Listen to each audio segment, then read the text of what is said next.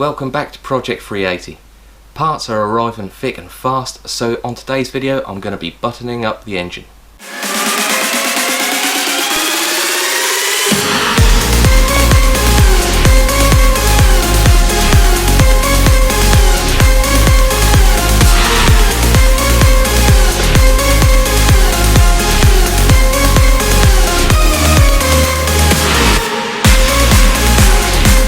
So to begin with, I'm going to be starting at the back of the engine. So on the back of the engine, on the head, used to be a water outlet that looks a little bit like this, with an outlet for your heater core and threaded hole for a water temperature sensor. This is a little bit different on the 1.6 models, but I'm now going to be chucking this away as I'm replacing it with something else. So first thing I need to do is I need to remove this stud. I'm just going to use 2 nuts to do that.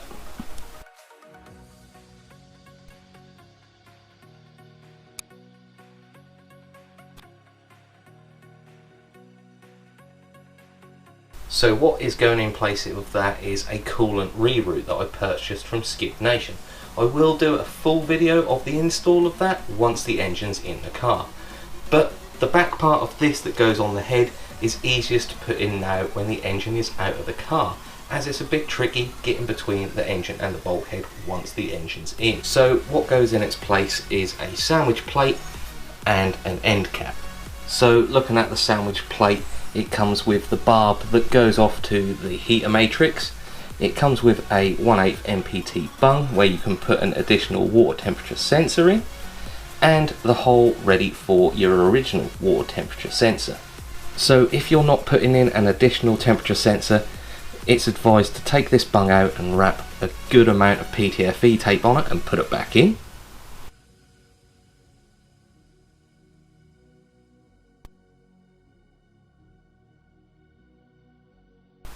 And then the coolant temperature sensor, they do provide you with a new copper washer. And to go between the sandwich plate and the end cap, you are going to have to purchase yourself a thermostat.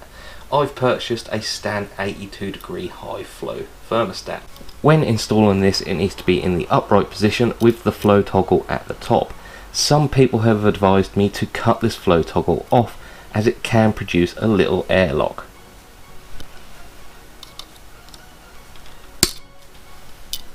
Now all we need to do is make sure our surface is clean and we can bolt it all on. This step is optional, but I do like to use a little bit of gasket glue.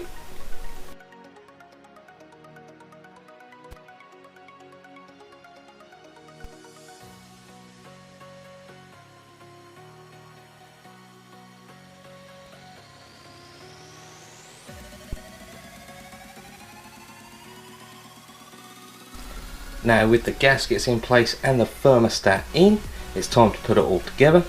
Pop the end cap on. The shorter bolt goes in the top and the longer bolt goes in the bottom.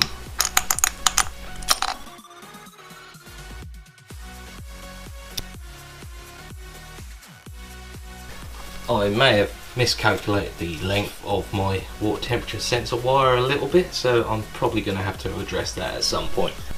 But that needs to be plugged in now as well. Next on the list is the factory oil warmer. It's actually the oil cooler, it just doesn't do a very good job. So I'm going to be replacing this, and I'm actually going to be running an oil cooler. But to do that I need a sandwich plate which allows AN10 lines to feed an oil cooler. So I have a Mocal thermostatic sandwich plate with 2 AN fittings in the bottom, which will allow me to run an external oil cooler. The reason I have gone thermostatic is I don't want the oil to be cooled down prematurely and prolong warming up times. There are a couple of ways to install this, but for my application, because I'm only going to be running this sandwich plate and the oil filter, the stub that holds both of those needs to be cut down just a little bit.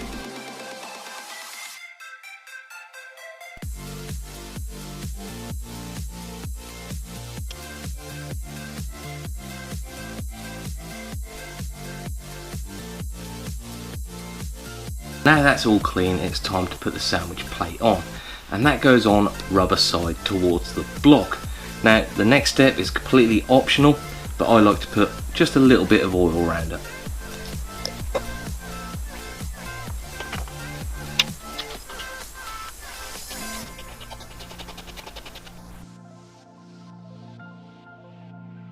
I have installed this with the AN fittings towards the back, as if they were around the front they would be too close to the alternator, and if they were on top they would be grazing against the intake manifold. This is going to make the thermostat, taking that out, a little bit more difficult, but that is a little price to pay for an external oil cooler. And to go on top of this is an oil filter.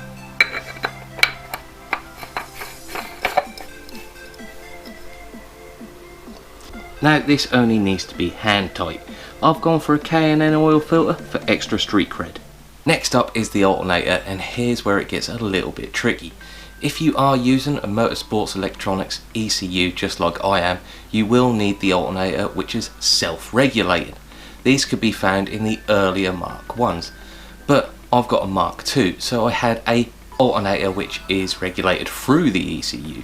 Luckily I had loads of alternators laying about, and I sent one of my other ones off for reconditioning. So this is one of my Mark 1 alternators, which is a self-regulating type, and it's looking a little bit more fresh. So a common problem with the MX5 alternators is the bottom bolt getting stuck.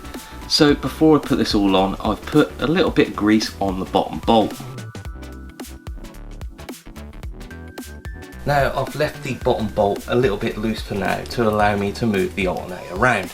Now we need to put on the tensioning bracket. That too I am just leaving loose so I can still move that around. Next is for the tensioning bolt which goes behind. Next is for the bolt that holds the alternator to the tensioner. And don't forget your earth strap when you're doing this.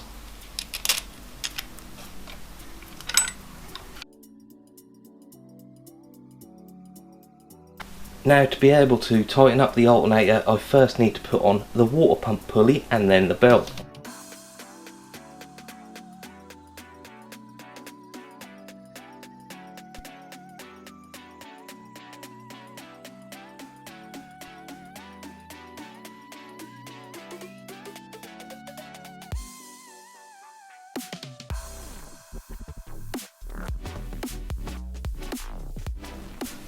Once you've reached the correct tension, which is about a quarter of a turn and no more on the belt, then everything else can be tightened.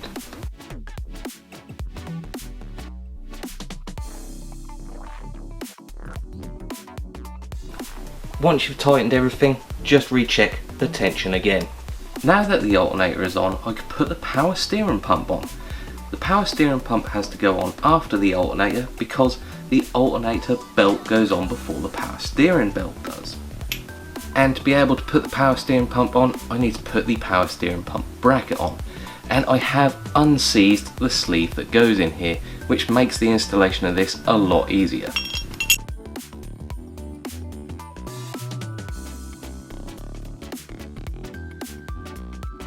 Now I'm going to give the hole and the sleeve a little bit of grease to hopefully stop this seizing ever again. Now the steering pump fits in the same way as the alternator. The only difference is the main bolt has to go through the pulley first.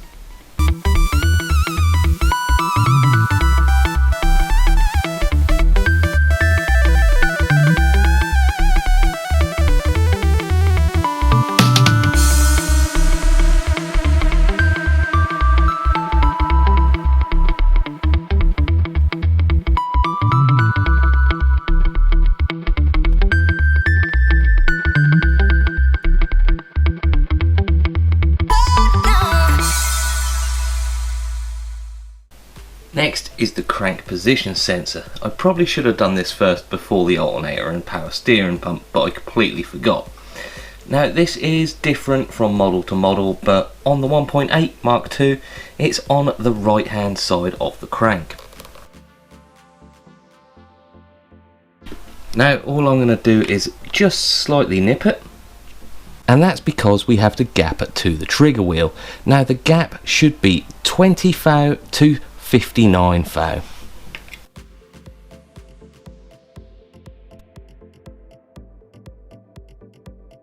So after gapping it and tightening it down, it's good to check your gap again. Just make sure your desired feeler gauge just slips in there nice and snug, but not too tight. If this is gapped incorrectly, you'll get all sorts of misfires and running issues. Now is as good a time as any to put in the NOx sensor and the oil pressure sensor, as with the engine out it's pretty accessible.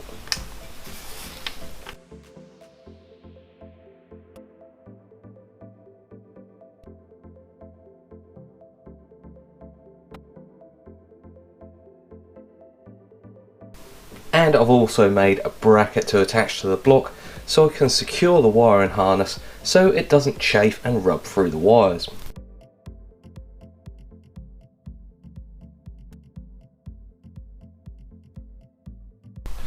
So a couple of episodes ago, when I was doing the oil and water lines for the turbo, I came to a point where I didn't know what to do with the return line for the coolant from the turbo. But I found the solution on G19's website. They make a billet aluminium water inlet adapter.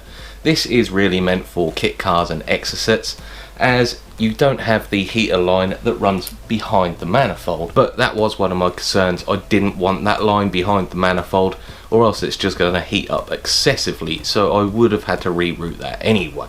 This does mean I'm going to have to do some custom water lines or cut some around a bit. This also does come with a range of fittings of your choice. I've gone for AN6 and I've put an AN6 on the coolant line.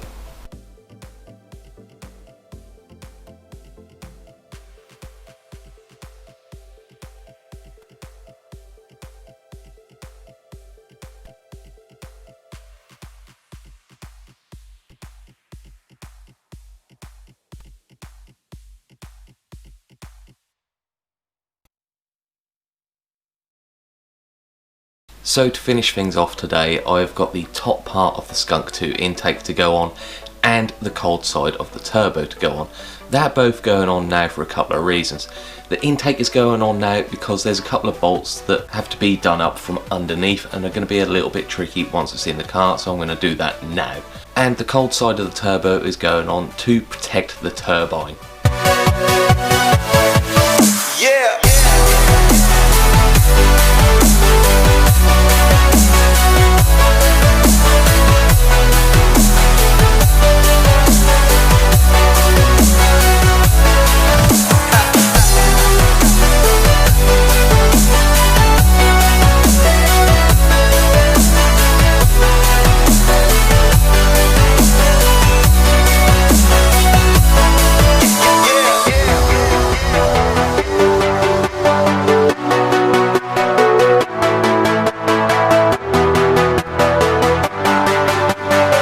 So that is pretty much it for the engine. All I've got to do is throw on some engine mounts and it's ready to go in. So join me next time when maybe I'll be putting the engine in, maybe I'll get distracted by something else. So don't forget to like and subscribe, and I'll see you next time.